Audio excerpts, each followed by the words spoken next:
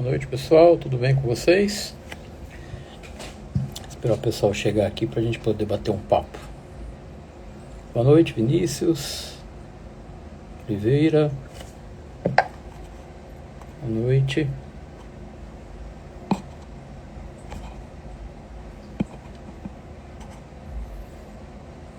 O grande Ciro já está por aqui.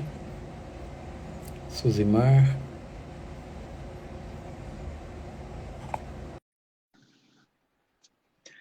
Chamando o Jociro para a gente bater um papo aqui. Grande Ciro, beleza? Fala, Limonge, tudo bem? Beleza? Bom dia, Beleza, boa noite, cara. né? Boa noite. Tá me ouvindo bem, cara? Perfeitamente. Me ouve daí? Então, perfeito, tá jóia. Bem, então, primeiramente aí, boa noite a todos. Agradecer demais a presença do Ciro. Deixa eu ver, tá carregando aqui. Acho que agora voltou. Então, muito obrigado aí pela presença de todos. A ideia é que a gente está fazendo sempre terça e quinta-feira, aqui mesmo no perfil do nosso grupo. A gente tem batido um papo com os professores que vão estar no nosso curso, né, de MBA em Marketing Estratégico, e também com alguns profissionais aí de destaque, tá, do cenário. A ideia é que cada vez mais a gente consiga levar para dentro aqui do perfil essa discussão sobre a área de marketing, que obviamente, se deixar, a gente vai falar aqui a noite inteira. O Ciro foi um dos primeiros nomes que, na verdade, o grupo pensou para fazer o convite para que fosse docente do MBA. Por grande coincidência, o Ciro acabou sendo meu aluno na UFG. Que ano que foi isso, Ciro? 2000 e? Rapaz, me pegou, hein? Primeiro fico lisonjeado em saber disso aí, mas provavelmente 2010, talvez. Nossa, tem tudo Segundo isso já? semestre de 2010, provavelmente. Caramba, tem tempo demais. Já é melhor a gente parar com isso, né? A barba branca aqui já não vai esconder muita coisa. E aí foi muito Ah, bacana. minha falta de cabelo, né, irmão? E depois disso, acho que foi bem bacana. Assim, eu tive a oportunidade de sempre estar verificando muita coisa que o Ciro faz. É um orgulho muito grande. Assim, ele é egresso da Universidade Federal, mas teve uma trajetória fantástica. E assim que o curso foi repaginado, o curso foi. A gente buscou de fato fazer um curso que tivesse uma aplicação muito prática para o mercado. O que a gente acaba vendo muito no MBA, o Ciro também tem uma experiência que eu quero falar muito com vocês, não só local, mas internacional. Isso faz uma diferença muito grande. Pensar um pouquinho fora da casinha, né? Que o pessoal brinca assim, pensar fora da caixa, ter diferentes perspectivas. Então, Ciro, acho que o papo vai ser bem bacana. Obviamente, agradecer muito a disponibilidade. Imagina como que a tua vida tá corrida aí. E se você puder, então, se apresentar um primeiro, o que você faz, um pouquinho da sua trajetória, para a gente poder ir conversando. Legal. Bom, obrigado pela presença de todo mundo. Rafael, eu vi que tá ali. O Rafael tem um trabalho de criatividade bem legal, então eu recomendo seguir o Instagram dele. Eu me chamo Ciro, me formei em administração pela Universidade Federal de Goiás, turma 3, se não me engano, se eu não estiver muito errado, 3 ou 4. E no meio do curso, na verdade, eu vim de outra faculdade, só tem um bicho que mordeu na infância ali, que me trouxe muito para o lado criativo, de alguma forma, e ao mesmo tempo tinha um lado muito racional, que veio de berço, meio família, né? Então acabei entrando em administração por equilibrar esses dois pontos e entender que criativamente daria para se repensar isso no futuro. Então me formei na Universidade Federal, no meio desse caminho passei um ano fora na Bélgica, fazendo foi uma experiência muito legal mesmo, na HEC da Bélgica, e o que era para ser uma graduação de sanduíche, criando um programa de mestrado lá. Então eu fiz um ano do mestrado da universidade, e era uma forma de fomentar o retorno, né, dos alunos lá. Então você faz um primeiro ano, o segundo você volta e finaliza, no mestrado de 2 anos. Então eu acabei pegando toda a parte teórica, e isso trouxe uma bagagem muito grande, né, de vida, de experiência profissional. Então eu tive contato com muita gente lá.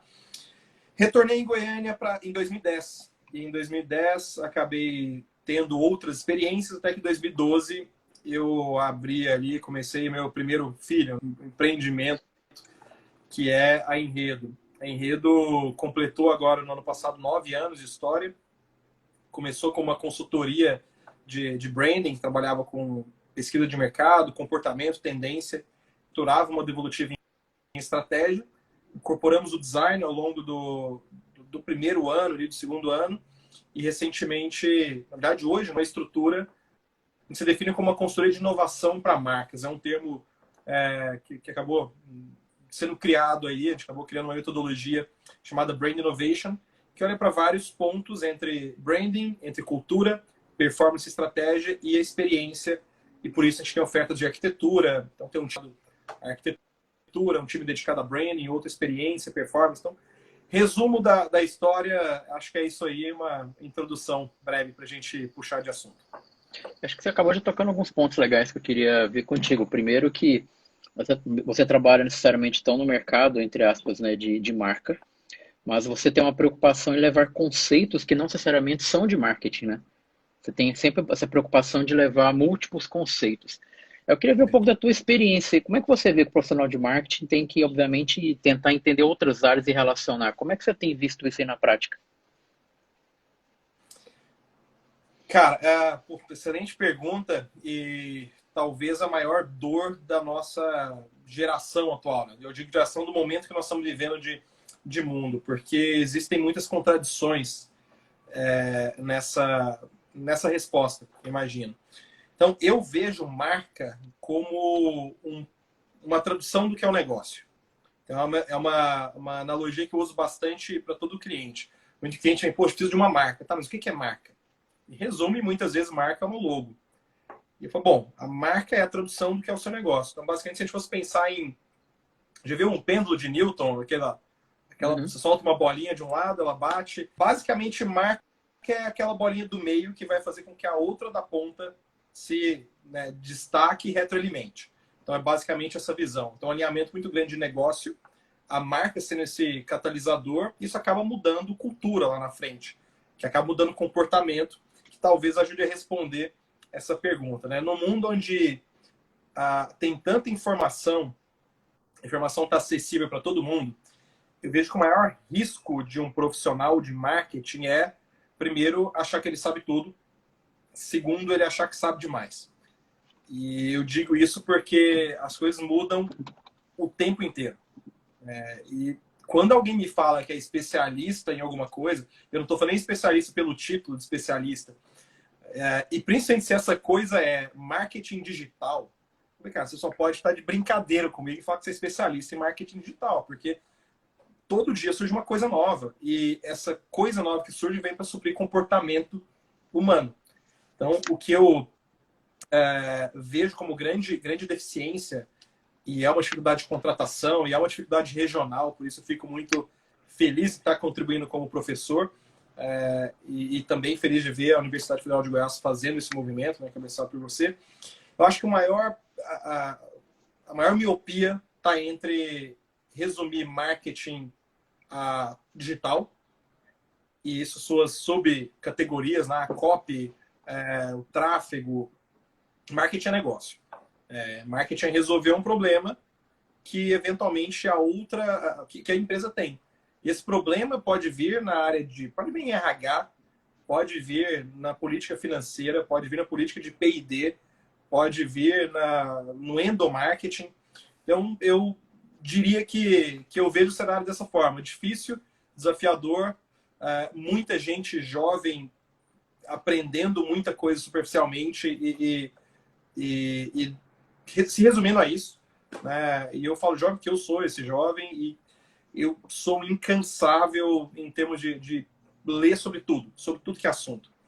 Então, que eu diria que o profissional de marketing tem que ser esse cara que consegue conectar inúmeras pontas diferentes. E se ele resume só a marketing, ele não faz marketing, né? Ele faz campanha, ele faz anúncio, ele faz... Agora, marketing, certamente não. Então, eu vejo por essa ótica aí.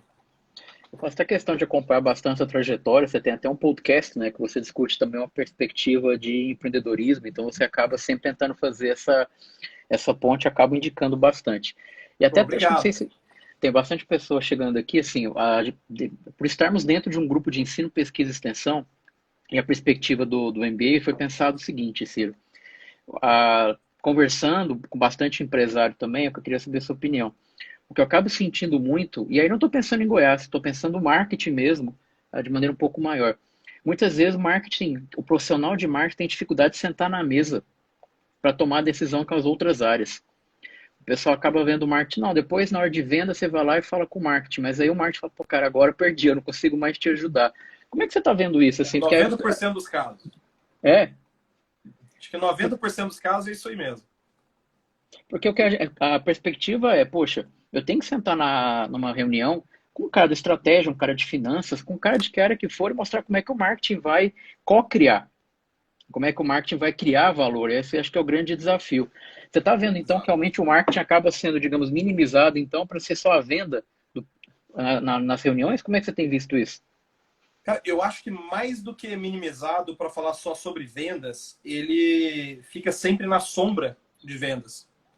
Eu defendo muito o marketing como um pensamento estratégico e vejo marca como um norte estratégico para toda marca, para todo negócio, basicamente. Então, como é que se divide a estrutura sabe, de 99% das empresas hoje, né, Limoges, do que eu vejo? Você tem um plano de negócio, e do plano de negócio, um BSC, né, super, aquele dinossauro complexo pra caramba, mas é importante entender isso.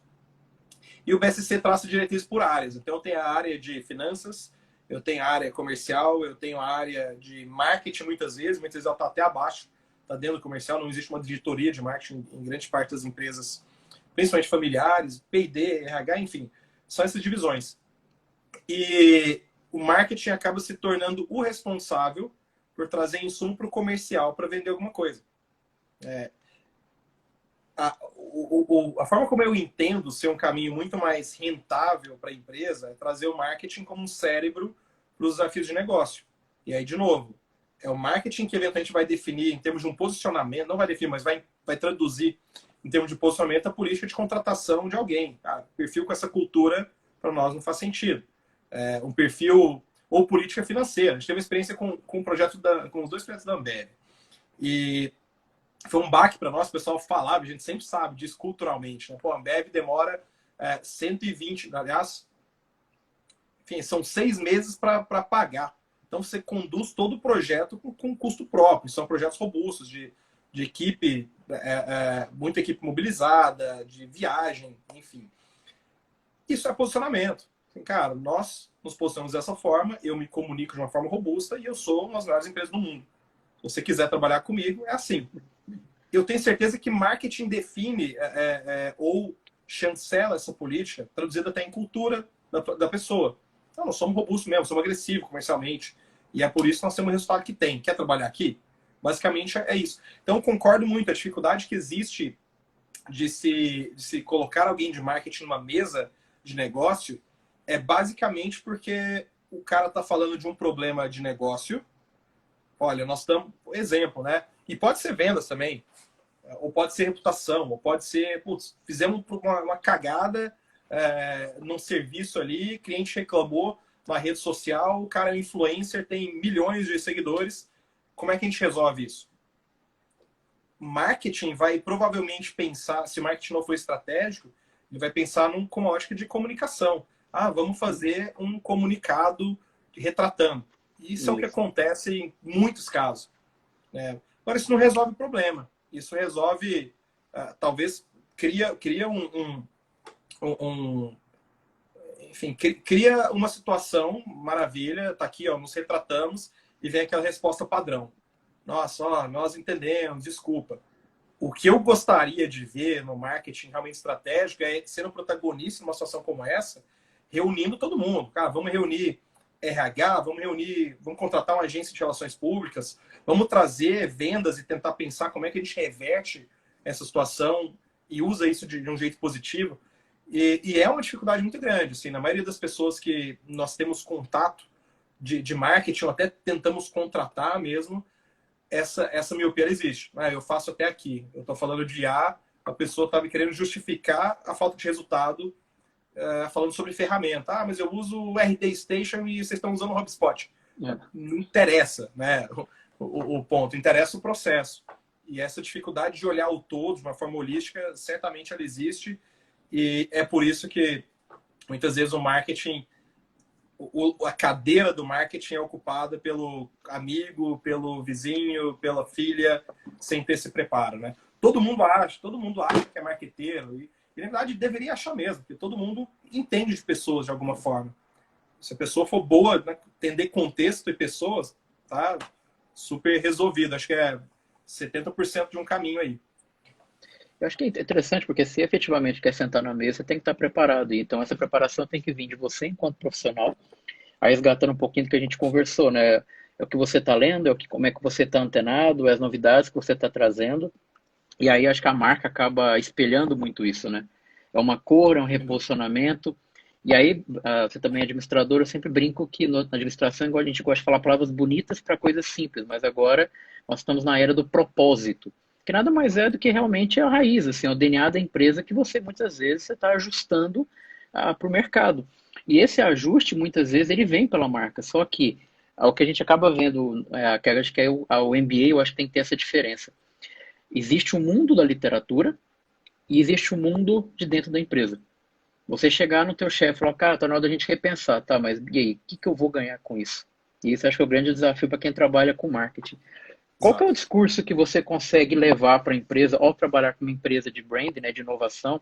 Como é que você consegue tangibilizar para ele essa melhora? Tem inúmeras maneiras. Eu uso muito a lógica do propósito e propósito virou uma coisa um pouco banalizada, né? Porque tudo que é difundido em massa e resumido a uma coisa simplória acaba sendo muito banalizado. Eu uso a primeira coisa é entender se existe alinhamento entre propósito. Acho que o primeiro mensurável é esse, entre um projeto que começa num ponto zero e um projeto que termina com a clareza de resposta. Eu sei para onde nós vamos, né? Existe uma razão de existir. E eu gosto de usar muito a analogia de uma bandeira. Então, eu, por exemplo, tenho o azar de ser botafoguense. O Botafogo é um time que não ganha nada. Mas ainda assim eu acompanho esse negócio, sei lá por quê, não tem racionalidade, tem um lado emocional. Óbvio que pensando no lado empresa, tem que ter um lado racional, porque afinal a empresa, o seu trabalho provém recurso, né, de vida. Mas quando a gente olha para a ideia de uma bandeira, de um time de futebol, ou de um país, de um movimento, de um partido político, ela carrega muito mais significado do que o aspecto visual, né? Cores são importantes, mas são elementos de identificação. Então, essa é a primeira mensuração que a gente tem entre um projeto que... E muitas vezes, quando é empresa familiar ou tem muito diretor, a gente sempre tem um grupo de trabalho, né? E a primeira atividade desse grupo de trabalho é... Pessoal, tem uma mesa aí em cima, tem uma folha de papel em cima da mesa de cada um. Vocês vão ter 2 minutos para escrever qual é o propósito da empresa, por que ela existe, ou o que é a empresa no seu ponto de vista. Então a gente pega isso, depois ninguém fala para a gente, prega e pede para ler. Ó, dá uma lida aí, o que a gente entendeu. Porque propósito existe em todo lugar. Muitas vezes ele não está evidenciado. Acho que esse é o papel de uma consultoria como a nossa. Então, falando sobre ponto como mensurar propósito, primeiro é entender de forma clara. Ele existe, 2, ele está alinhado. Então, um ponto de partida para reuniões é entender também qual é o mensurável de sucesso desse projeto. Porque o projeto ele nunca começa para posicionar alguma coisa, ou eu quero mudar a minha logo, eu quero mudar uma identidade. Ele começa por um problema de negócio. Então, um consultor, no nosso caso, um consultor de estratégia, eu até brinco, nunca vai ter férias na sua vida, porque seu trabalho é olhar para qualquer coisa e memorizar isso para criar uma conexão futura lá na frente. Então, assim, esse primeiro ponto de mensurável sucesso ele nos ajuda a entender, primeiro, se existe alinhamento entre todos os executivos e grupos de trabalho, e segundo, é o que a gente se agarra para desenhar a estratégia. Então, se um objetivo, um mensurável de projeto é falar que nós vamos ser a empresa mais desejada para se trabalhar no futuro, até 2020 nós vamos trabalhar por isso, nós já temos em mente que essa marca, esse posicionamento tem que carregar cultura em cima de projeto. Então, nós vamos olhar para a cultura. Então, o manifesto ele vai ser muito mais para o público interno do que público externo. E aí nós podemos usar inúmeras métricas. A métrica de rotatividade, de número de currículos espontâneos, de, enfim, atratividade de talento, de crescimento, de várias coisas. Então, depende muito do projeto, né? Você pode mensurar. Nem sempre o objetivo é o propósito. Às vezes o propósito está claro, mas ninguém sabe como traduzir. Então, acho que esse é um ponto. E avançando um pouco, né? Isso é sobre brand, né? Quando nós entramos na área de gestão de inovação, um dos desafios que a gente tem tido, que envolve cultura empresarial, é como tangibilizar, de fato, o resultado de tudo que a gente faz. Porque na prática, Limonge, nós temos projetos de histórico de cliente que faturava ali 3 bi e em 5 anos foi para 10. Caramba. O reflexo desse trabalho assim, responsabilidade disso é nossa? Não. Óbvio que não. Né? O resultado é de quem está no dia a dia fazendo um monte de coisa. Mas a diretriz estratégica né? E a responsabilidade de até criar coisas novas também. Da mesma forma que tem projetos que começaram do zero e acabaram ganhando uma força muito grande. E nós entendemos que, poxa, como mensurar esse negócio? Veio a área de gestão de inovação e uma das maneiras, eu acho que é uma dica para todo mundo que trabalha com isso, é estudar sobre OKR. Então, OKR é uma metodologia que a gente usa no escritório há 4 anos, mais ou menos, em nível de gestão. E no ano passado nós passamos a implementar com o cliente. O OKR basicamente é pensar qual é o seu objetivo macro e quebrar o seu objetivo macro em trimestre, então períodos menores, e olhar para o mensurável. Qual é o resultado-chave desse objetivo? Então, por exemplo, para uma métrica dessa de ser a empresa que todo mundo quer trabalhar, eu poderia ter como resultado-chave conquistar o Great Place to Work, como melhor empresa para se trabalhar. Ou atrair pelo menos 500 currículos por mês. Então, contratar alguém de gestão de pessoas, criar um comitê de cultura. Então, como, voltando até a conversa do início, de sentar na mesa, né? Acho que assim, é 100% negócio e marketing eu acho que é sempre um meio de fazer alguma coisa. E aproveitando então a tua experiência também, até internacional aí, qual que é o projeto que você entende que você mais conseguiu, sei lá, trocar a mesma cultura, que deu um choque? Porque muitas vezes é que eu vejo assim como consumidor, que a marca ela tem que representar. Se o cara não viver aquilo lá, não adianta. Ele tem que falar assim, cara, eu vou parar, Sim. eu vou mudar. Qual que é que te vem na cabeça e fala, cara, lá a gente trocou mesmo, a gente arrepiou os caras lá. Cara, tem vários, assim, e depende depende da intensidade do quanto maior a empresa, menos impacto você vai ter, né? Até porque o interesse, muitas vezes, de uma empresa maior, de alguém que está tocando um projeto, sei lá, é um vice-presidente, é um diretor que quer conduzir um projeto. Quando a gente vai para uma empresa de escala menor, eu estou falando nem tanto empresa pequena, mas empresa de 300 funcionários, normalmente você tem o dono à frente do negócio. Então, de imediato, eu vou pegar dois projetos de Goiânia, que são dos mesmos empreendedores até. Tio Bacnas, acho que todo mundo conhece, era uma sanduicheria. A empresa vinha crescendo através de franquia, mas o resultado não estava tão positivo. Então, o que a gente tinha como desafio central é resgatar o propósito da empresa. Ela falou, cara, sabe aquele tesão que tinha lá atrás? Por alguma razão a gente perdeu, o negócio cresceu e a gente não consegue traduzir isso.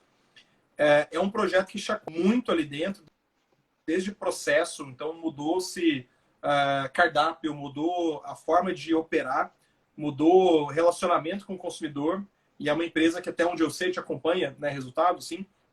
Esse projeto foi em 2018, 2019 foi o melhor ano da história, 2020 foi o melhor ano da história também. Essa empresa que eu te falei dos 10 bilhões aí, é uma das maiores cooperativas do Brasil, uma das grandes agroindústrias do Brasil. Está sediada numa cidade pequenininha no Paraná. E é uma empresa que é uma cooperativa. A cooperativa sempre tem um processo um pouco mais moroso. E o que a gente conseguiu fazer foi mostrar o valor do que eles tinham na mão de marca. A gente até brincou, olha, vocês têm um grande negócio, mas vocês não têm uma grande marca. E essa é a grande diferença. Assim, o valor que você traz para uma marca, ele vai reduzir em muito o custo que você tem de lançar um produto novo, de contratar alguém, de expandir para mercados. Então, essa é uma coisa que eu normalmente falo. Assim, o século XXI, era da informação, você tem grandes negócios que não necessariamente são grandes marcas, mas eu não conheço nenhuma grande marca que não tenha se tornado um grande negócio.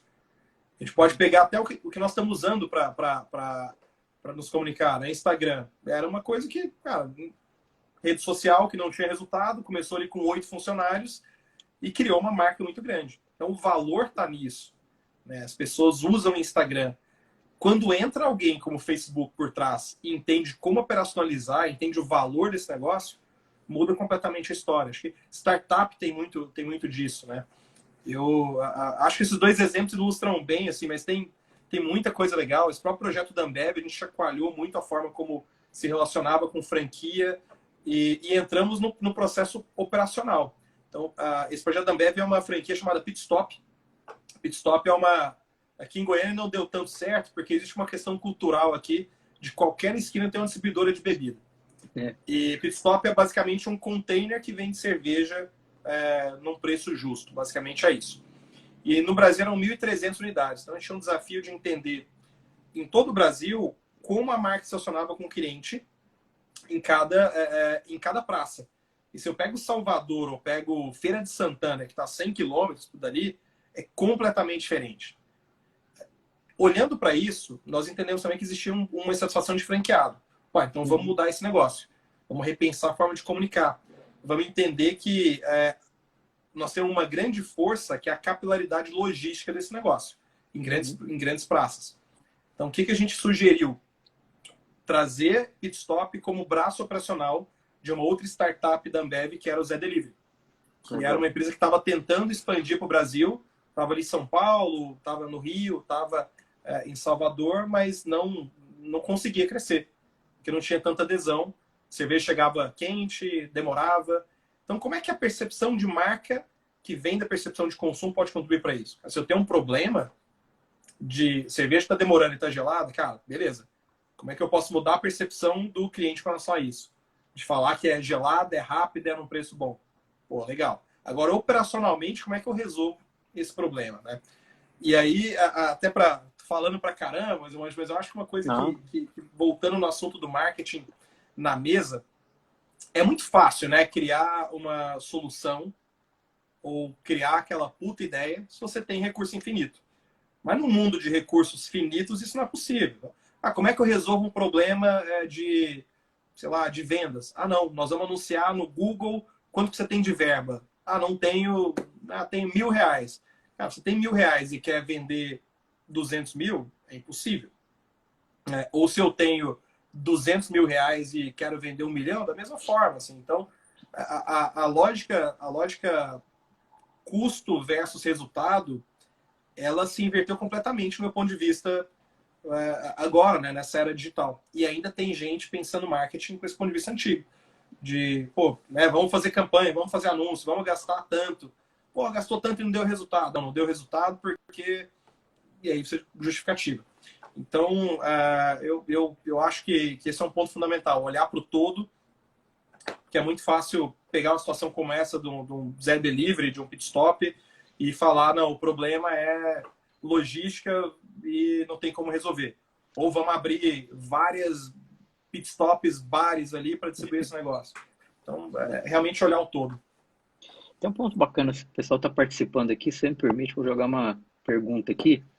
Acho que a Alessandra também é professora aqui do curso, professora da universidade, perguntando se tem ferramentas de branding que você pode aprender, você vai lecionar para a gente aqui, que vai aplicar em sala de aula. Como é que você vai colocar os alunos ali para experienciarem a criação pensar essa lógica toda de marca? Cara, eu tive a oportunidade de ser professor em algumas instituições aí e literalmente, parênteses, Zé, eu acabei de falar do Chewbacca e o Zé é a pessoa responsável pela transformação ali do Chewbacca. Prazerão, Zé. Basicamente, tudo que a gente faz no escritório, eu ensino nas aulas.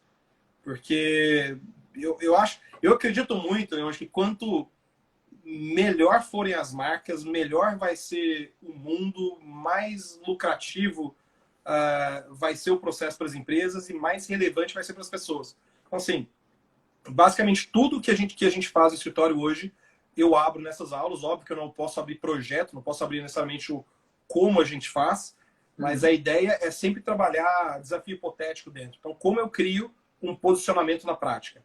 Como é que eu faço um manifesto? Utilizar uma plataforma de marca. O que é isso? Como eu aplico? O que é propósito? Para que Uhum. serve? O propósito é fácil criar também, né? Vou criar uma frase bonita aqui e virou propósito. Isso. Agora, como é que isso se reverte no negócio em si, né? Vamos trabalhar, vamos falar sobre elementos de identidade de marca e não os óbvios, né, de identidade de logo, cores. Vamos falar sobre tom de voz, sobre identidade verbal. Vamos falar até aprofundar isso e falar sobre aspectos sensoriais. Qual que é o cheiro da marca? Qual que é a cidade dessa marca? O que representa isso? Então isso vai ajudar todo mundo a pensar estratégia de fato que seja coerente com o seu negócio e que seja muito mais aderente ao seu público final. O que é legal que a gente está conversando assim, até para o pessoal que está participando, para agradecer ao Ciro, a gente está batendo nosso recorde aqui de participação, a gente até mudou o horário, o Ciro gentilmente também até topou. Quando a gente tem que pensar em marketing, o curso vai pegar muito isso. Por exemplo, o Ciro falou bastante sobre essa questão de você entender cultura. Então, Salvador é diferente de uma outra região. A gente tem uma experiência de cultura em consumo, que vem uma pessoa do Rio de Janeiro, lá do IBMEC, falar sobre isso. Ou seja, o marketing tem que, não adianta eu pensar o marketing, mas se eu ignorar onde eu estou localizado. Isso é um ponto bacana. O Ciro falou Sim. também da questão da comunicação, tem uma disciplina também de comunicação estratégica. Eu, enquanto profissional, eu, enquanto empresa, tenho que saber me comunicar, verbal e não verbal. A gente também acaba discutindo isso. O Ciro falou bastante também, aí ele tem gente bacana na equipe também trabalhando com design. Então a gente vai discutir design de serviço também. Eu tenho que pensar com o chapeuzinho do consumidor para de fato eu conseguir mudar.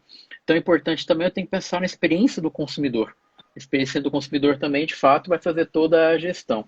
E aí uma curiosidade, até para a tua experiência, que eu vejo que você também tem essa questão que você falou da arquitetura e tudo mais. Como é que você está vendo a integração hoje de canal físico e digital?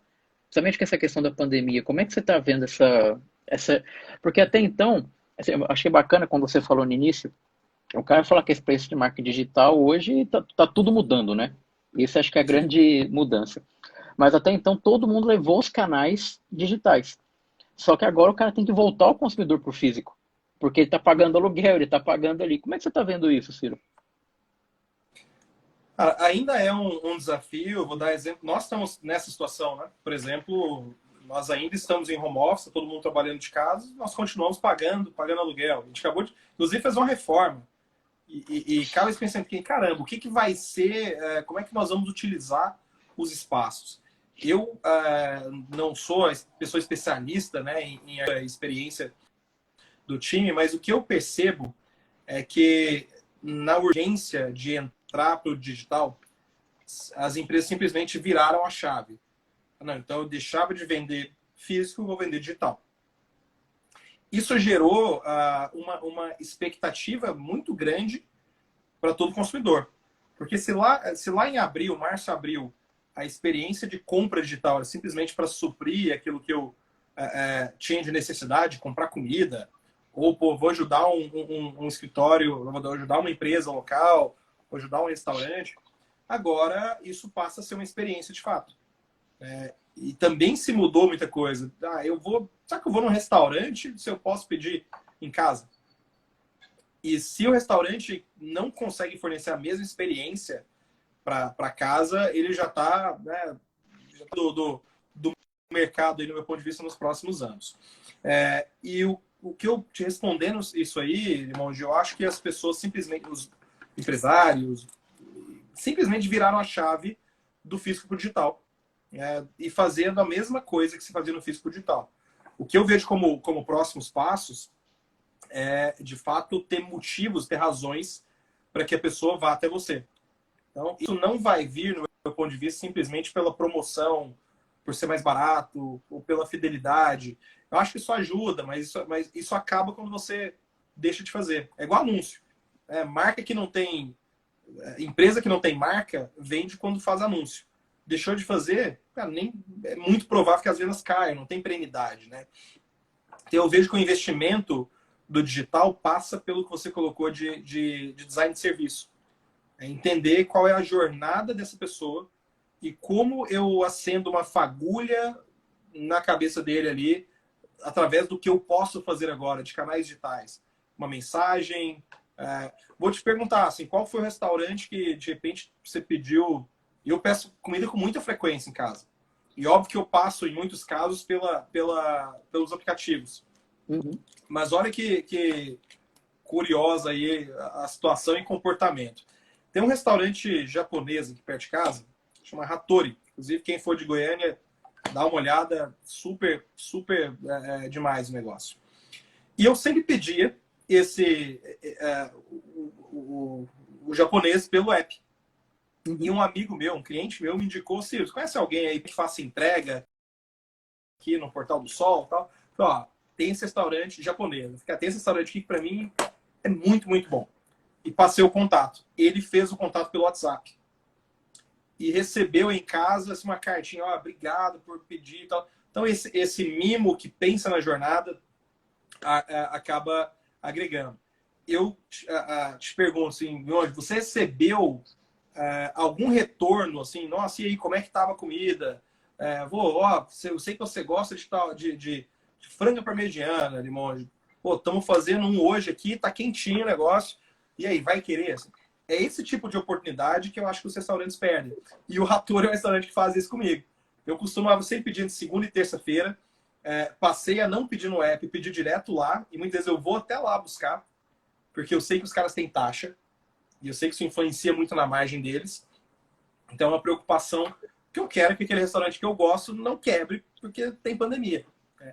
E esse processo de jornada, de CRM, da forma mais simples que seja, pegar os contatos, pedidos que vieram pelo WhatsApp e falar: ó, ali, hoje é terça-feira, vai um sushizinho aí. Pô, eu acho que vou, né? Eu viria por esse... Eu acho que esse ainda é um ponto de miopia, talvez, das empresas. E que não é fácil, né? Todo mundo está passando por desafio, a gente passou, né? Nós somos uma empresa que simplesmente virou a chave pro digital. Então, do dia para a noite, nós tínhamos todo o preparo operacional e técnico para isso, mas do dia para a noite, todo mundo estava em casa. Agora, como eu supro a convivência que não existe mais? Quais são as ferramentas que a gente vai criar para fortalecer cultura, por exemplo? Como a gente pode garantir ou induzir o aprendizado de profissionais mais júniores quando eles não estão em contato com pessoas o tempo inteiro? Então, são todos os desafios que a gente está aprendendo, né? Todo mundo está aprendendo, e eu acho que o essencial é olhar para isso, é pensar nisso.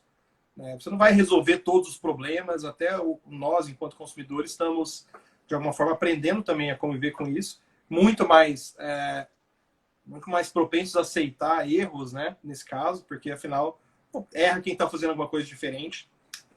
Então, eu acho que é um desafio enorme aí para as empresas. E o bacana é que até os teus exemplos, né? A resposta muitas vezes está no teu consumidor, né? É só você dar um pouquinho de atenção para ele ali que ele tá te dando dica. Ó, eu quero isso. O que que você acha de Acho que você me sempre tá, lembrar? acho que sempre tá. Exatamente. Aproveitar e trazer mais uma pergunta aqui, do Rafael, jogando aqui na tela. Rafael Santana, como é que faz marketing numa era exponencial? Isso é algo opcional para as marcas ou é obrigatório? Acho que nessas eras, acho que está tendo um pouco dessa era de dados agora também, né? Que está crescendo bastante. Eu acho que eu entendi, acho que eu interpretaria a pergunta olhando para toda essa coisa de escala, né, exponencial. E, cara, eu acho que isso também vem de uma miopia de informação em massa, né, que a gente recebe. Assim. Existe aí esse boom de startup, da mentalidade lean, que prega que você tem que ser grande pra caramba, você tem que ter tantos clientes. Você vai apresentar. Eu já fui jurado assim, de alguns pitches de startup, e a primeira pergunta que o pessoal fala é sobre: tá, mas qual que é o tamanho do mercado? Isso não é escalável. E nem todo negócio tem que ser escalável. O negócio ele pode ser replicável, você pode crescer com pequenas coisinhas funcionando da mesma forma. Então, eu não vejo que seja obrigatório, pelo contrário, eu acho que o que a gente entendeu muito desse momento agora com pandemia, e aí trazendo até tendência, né, estatística, as marcas de fast fashion, por exemplo, todas elas sofreram pra caramba, porque as pessoas passaram a repensar isso. Assim, pô, será que eu preciso comprar roupa o tempo inteiro? Deixa eu comprar roupa boa, que eu gosto, que me representa e que vai durar, né? O boom das camisetas pretas aí, né? E camiseta preta comum virou coisa de grife. Eu adoro usar Henning, por exemplo. Porque, cara, vai lá, eu sei que funciona, vai, não é a que dura mais, mas, pô, custa R$ 40, R$ 50. Então, né, você tem as mesmas roupas custando 200, 300, 400, 500. Então, eu acho, e tem o público. E o ponto é o que você, que a era exponencial, ela te traz uma dificuldade muito grande que você concorre com todas as empresas, em todos os setores e em todo o mundo. E o que a gente vê como processo escalável normalmente tem a ver com processos especializados em entender muito bem o público, né? A Amazon é um exemplo disso. Estava lendo um artigo hoje da Amazon falando sobre como eles, de fato, fizeram Customer Success. Assim, eu tenho preços bons, eu tenho uma entrega fora da curva e eu sei exatamente o que você quer no momento que você quer. Então, eu vejo que a era exponencial te dá dados para tomar determinada decisão. Agora, se você não souber interpretar dado, você vai ter número. Daí vem a lógica de cruzar esses dados, né? Isso vem de referência, vem de estudo. Então, não vejo, respondendo, eu não acho que é uma obrigação, não, eu acho que é uma opção. Tem negócios que eles nasceram para serem escaláveis, tem negócio que vai muito bem sendo, cara, alfaiataria. Deve ter um monte de alfaiataria ali lucrando pra caramba, fazendo exatamente aquilo que o cliente dele quer. E é interessante, você começa a pensar, poxa, dado tá todo mundo gerando, né? A gente fica o dia inteiro no celular, ele gera dado, o computador tá, mas aí o dado não me explica o comportamento. Você não vai começar a cruzar e você acha que tem outro grande desafio. Tem mais uma pergunta aqui, Ciro, Esse é até um ponto de gestores digitais, viu, Limone? Só para complementar esse assunto, cara. Aham. Pega um estrategista digital, a pessoa sabe operar Google, Facebook e muitas vezes acha que isso é suficiente. Cara, isso é ferramenta, né? Agora, o cruzar o dado da inteligência é o ponto fundamental. Exatamente. Acho que uma pergunta interessante aqui da Isabela, que a gente acaba falando de branding, né? Principalmente para quem tem um pequeno negócio, fala, cara, isso deve ser uma coisa muito cara, muito longe, né? E é porque aí isso é uma crítica assim, que a sala de aula eu faço isso bastante. Em geral, se a gente pega os livros de graduação, por exemplo, o pessoal vai ter o primeiro contato com marketing, cara, são exemplos de grandes empresas. Você não consegue aplicar isso. A grande parte Sim. dos livros de marketing são dos Estados Unidos. Lá o mercado é diferente. Então, acho que a pergunta pode ajudar um pouco essa discussão também. Então, se é um pequeno empreendedor, como é que ele pode usar a estratégia de brand a favor dele? É um tema que eu adoro, porque branding é basicamente o fato de você estar vivo, você está passando uma mensagem, né? Branding é como construir a mensagem e garantir que o que você está falando é aquilo que a pessoa vai entender, né? O que você gostaria que ela entendesse. Isso independe do porte. Quando falamos sobre utilizar estratégias de branding, e aí depende, eu acho que tem dois pontos, tá? Tem o branding, projeto de branding, que é você estruturar diretrizes estratégicas para sua marca. Então, para um pequeno negócio, vamos lá. Você sabe... É uma pergunta que você deveria se fazer, Bela. Se a sua marca fosse uma pessoa, como é que ela seria? Como é que ela se comporta? Assim? Qual que é a cor do cabelo dela? Ou ela nem tem cabelo, rapou a cabeça? Isso diz muito sobre quem ela é. Né? Que tipo de roupa ela usa? Como é que ela fala? Ela prefere dias nublados ou prefere ir para a praia? Olhar marcas sobre esse aspecto humano, comportamental, vai te ajudar a entender como dialogar com o seu público. Então, não sei qual é o segmento, Bela, até se puder escrever aí, fica à vontade, mas pequenos negócios vendem muito pelo WhatsApp, pelo Instagram, né? A era digital proporcionou isso aí. Então, a forma como você, de repente, atende um cliente, você atende, oi, senhor, tudo bem? Bem-vindo à nossa loja. É um prazer muito grande receber você. O que o senhor gostaria? Vou estar entrando em contato, Isso é uma forma, e funciona por séculos. Outra coisa, você falar pro Ricardo Limonge, atender ele e falar, e aí, Ri, tudo bem? Pô, Ricardão, tudo bem? Ô, Ricardinho, tudo bem? Pô, cara, que bom você entrar em contato. Cara, ó, eu tenho um negócio aqui que você vai curtir muito e eu separei exatamente para você. Isso é estratégia de branding. Pensar em construir relacionamento é estratégia de branding. Então, assim, não é uma coisa... quando se fala de grande empresa, a gente pensa isso porque os desafios são muito... e são em escalas maiores, mas o desafio é exatamente o mesmo do seu negócio. O que é o desafio de um pequeno negócio? Vender, ser reconhecido, gerar valor para a marca, gerar valor para o negócio. De um grande negócio também. Óbvio que a complexidade muda porque tem, né, no lugar de ter, às vezes, 2 pessoas, 3 pessoas, você tem 10 mil. Então, como é que se canaliza a cabeça de 10 mil ou o desejo de 10 mil pessoas em uma frase, né, num propósito ou na mensagem? Pegando mais uma pergunta aqui, acho que inclusive deve ter sido teu cliente aqui, a Correia. Foi. Isso. Tô pensando uma coisa muito legal, acho que as empresas têm que saber comunicar no fundo da caneca. Que eu acho que é É, muito. eu acho que ele deve estar se referindo a isso aqui. Isso aqui é um fornecedor nosso, essa canequinha da Enredo, e chama Seu João. Toda vez que eu estou fazendo alguma coisa e eu tomo essa caneca, eu falo que os caras pensaram bem. Isso aí é branding, é pensar em tudo, né? Pensar jornada. Assim, pô, quando esse cara tiver numa sala, tiver numa reunião e ele tiver com a minha canequinha, quando ele beber uma água, a minha marca vai estar exposta, ele se incomoda ou não, né? Estamos aqui. Seu João de Goiânia faz canecas personalizadas, merchan, tá feito aí, um super parceiro nosso. Beleza. Bem, senhor, então, para a gente já encaminhar um pouquinho então, para o encerramento, acho que até pegando um pouco do que você falou, acho que a gente consegue fazer com que a MBA atinja bem. O primeiro bloco, pensando enquanto profissional de marketing, então discutir marketing pessoal, discutir a comunicação, depois pensar em inteligência de mercado, que é efetivamente como é que o marketing se relaciona com as outras áreas, e obviamente depois pensar em marketing estratégico, de fato colocar o marketing na mesa e pensar como é que ele pode gerar aí grandes resultados, né? E aí, Sim. duas perguntinhas finais, assim, uma das coisas também que eu acompanho bastante no Instagram, recomendo todos seguirem o Instagram do Ciro, bastante inspirador aí. Quais livros você está indicando aí, Ciro? Eu vejo que você está sempre lendo coisa nova aí, colocando o pessoal ali, para instigar o pessoal, o livro que te chamou a atenção recentemente. Cara, depende a gente falou, né, sobre vários temas aí. E quando fala de marketing, de novo, é conectar tudo, né? E o marketing sozinho não vai resolver nada, porque você precisa convencer um monte de gente a fazer o que você definir como estratégia. Eu tenho um hábito, não sei se muito legal, mas eu paro um monte de livro pela metade. E tem muito livro que ele fica muito repetitivo, né? Mas tem livros que fazem muito sentido para o momento da sua vida. O primeiro livro que me chamou muito a atenção é um livro que eu conheci por ter visto a palestra de um cara por acaso.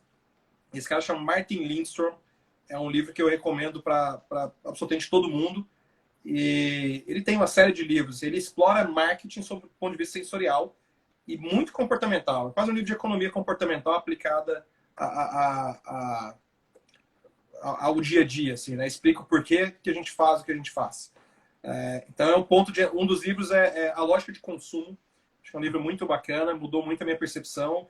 E tem outros que são mais avançados um pouquinho, do Brainwashed, tem Brand Sense, tem o Small Data. Small Data é um livro fantástico dele, é o último que ele lançou, e fala sobre como a gente consegue ter insight muito forte com micro percepções.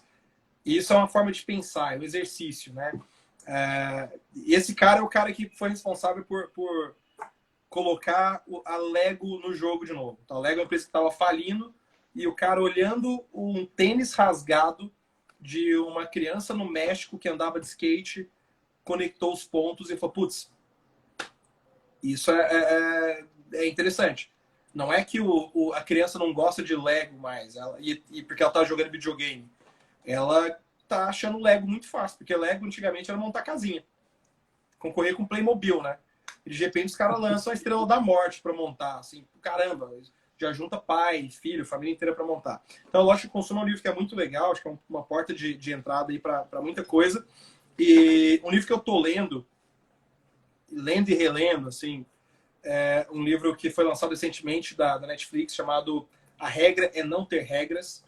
Acho que fala muito sobre cultura e acho que fala muito sobre os desafios da nossa própria geração também, que é assim, cara, todo mundo quer trabalhar numa empresa inovadora, todo mundo quer ser inovador, todo mundo quer um trabalho, fala, cara, eu sou inovador, eu faço marketing, mas muito pouca gente está disposta a vivenciar o que é estar num ambiente de inovação, que é errar muitas vezes, ser cobrado pelo seu erro, no sentido de, putz, você errou, vamos aprender, não erra de novo. Da mesma forma, diálogo de compreensão de contexto e feedback rápido. Não é um livro de marketing, mas é um livro que eu recomendaria para todo profissional, assim. Mas pô, um livro legal para caramba, mas muito mais denso, né? Rápido e Devagar, do Daniel Kahneman. É um livro que é puro marketing, apesar de não ser, né? Para falar de marketing, que é pensar em economia, assim, economia comportamental, é cruzar dado. Eu não tenho, não teria um livro de marketing puro ali, talvez posicionamento do Rise Trot é um livro que fala sobre marketing com ferramental e tal, mas como eu disse, assim, pensar em alguém ser especialista em alguma coisa, no dia de hoje, é basicamente você conseguir colocar um monte de coisa no liquidificador que nunca tem fundo, todo dia, o tempo inteiro. Eu até falei, finalizando aí disso, mas até no meu perfil aí tem uma enquete que eu tinha feito sobre livros, tem muita coisa legal lá. Eu acho que a única pessoa que não vai ter férias pro resto da vida, cara, é quem trabalhar com marketing digital. Tá? Porque, assim, todo dia você tem coisa nova, todo dia muda a regra, vem vazamento de dado de LGPD, você vê que não funciona para nada, e da mesma forma você foge do WhatsApp porque a política de informação foi atualizada, então você perde um cliente, de repente surgem, de repente, né, outras surgem o Signal, o Telegram ganhando força, e você vai para as plataformas e pô, beleza, agora eu saí minhas informações estão protegidas. Só que você chega nas plataformas e não tem ninguém. Então, assim, pô, peraí, né? Eu aceito pagar o preço de vender minha informação para me relacionar com as pessoas. Então, eu acho que são essas dinâmicas de comportamento e leitura de contexto que fazem né, sei lá, se aperfeiçoar alguma coisa. O que é bacana é que basicamente as tuas sugestões de livros são sempre fronteira, né? Então é uma fronteira da economia, uma fronteira da psicologia, uma fronteira de dados também, né? O que é bacana. Então, assim, acho que talvez uma dica profissional de marketing hoje realmente tem que ter conectado. Acho que você usou a tua expressão é bacana. Quando você vai bolar uma estratégia de marketing, você tem que pensar de maneira diferente. Então você tem que. Tem um vídeo na internet que é clássico daquela empresa Ideal, você deve conhecer, né? Que é lá começou lá no Vale do Silício. Ali foi um dos primeiros vídeos que eu vi trabalhando sobre design thinking, que eles têm que fazer um carrinho para o supermercado. Tem esse vídeo no YouTube. E é legal que você senta Você entra na equipe e tem um cara que é formado em letras, um cara que é biólogo, um médico, um engenheiro, e fala, galera, é o seguinte, tem que fazer um carrinho. E aí todo mundo tem conhecimento diferente. Acho que a leitura Tá. também é muito isso, né?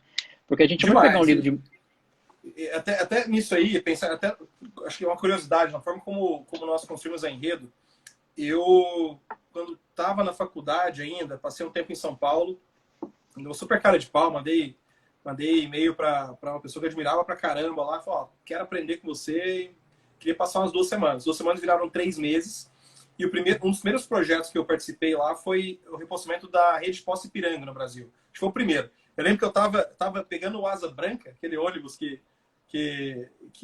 clandestino, né, de Goiânia para São Paulo, e logo que eu cheguei, que eu estava chegando lá em São Paulo, eu fui pro escritório e falei, pô, te mandei um e-mail, você viu? Não, não vi, é do projeto. Cara, peguei o projeto Ipiranga, a rede Pós-Ipiranga tá querendo descobrir se o brasileiro continua apaixonado por carro. Que era essa a mensagem, né?